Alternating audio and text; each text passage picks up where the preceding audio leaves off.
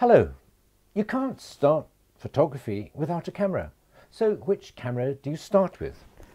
Something like this? Or this? Or this? Maybe this one. Don't worry about that last one. But before we get into all that, I want to share a few key truths with you about cameras and photography. You take a look in a local camera shop or make an internet search, but even a quick glance brings up a bewildering array of choices and a tangled hedge of technical jargon. Ask around and you'll find every photographer has an opinion, and they often cheerfully hold totally opposed views. Let me cut through all this noise with some basic home truths to guide you.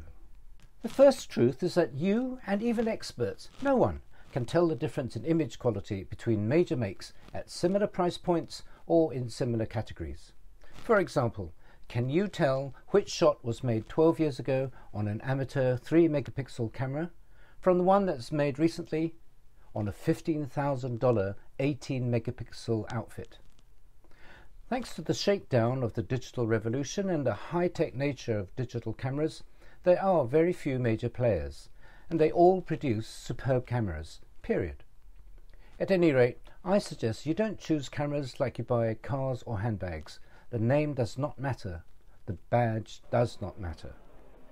But handling does. You have to enjoy using the camera, how comfortable it feels in your hand, its size and weight being just right, its ease of use, even the sound it makes and the texture of its surfaces.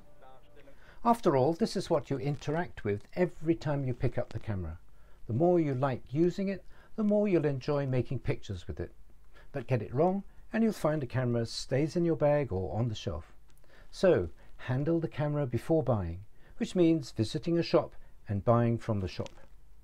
Here's the next big tip. You will find the best bargains if you don't chase high resolution. And what do you need the highest resolution for anyway? Most of us only ever view pictures on a screen. Even with the big Ultra HD or 4K screen like the monster shown here, there are just over 8 megapixels. So an 8 megapixel image, the average for today's camera phones, is enough to fill these big screens. And remember, Ultra HD is 4 times bigger than HD or high definition. So buy high resolution cameras only if you intend to make big prints or to work professionally. Now, many people worry about how reliable cameras are. The fact is, the majority of modern cameras from major manufacturers are very, very reliable. Being the kind of high-tech, complicated beasts they work perfectly or not at all. So the fact is, if a camera works out of the box, it's likely to continue working for several years, provided you take reasonably good care of it. Yes, another fact follows from this. Almost all camera faults are caused by the user. The term PBC is often heard in service centres. It stands for Problem Behind Camera. Here's another piece of advice. You don't have to use every function that the camera offers. Today's cameras are not like clothing, one designed for one occasion. Oh no, they're designed to take the fancy of as many different people for as many different uses as possible. Just because they're crammed with features doesn't mean you're wasting your money if you don't use 1, 2, or even 10 of them. Just be sure that the camera you choose has the features you really need. The rest are just window dressing. Finally, here are some suggestions rather than a big truth. I suggest you select your camera physically. It means you hold and handle, cuddle the real thing.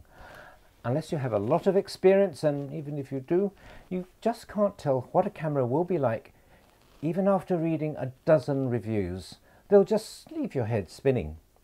So before you decide on a camera, play with as many different models as possible. Get lots of experience. Borrow from your friends, attend photo fairs, shows, camera open days, and press the salespeople to let you handle one camera after another.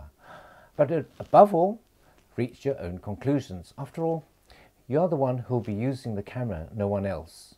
And in particular, don't listen to anyone who says, you've got to have this or you've got to have that.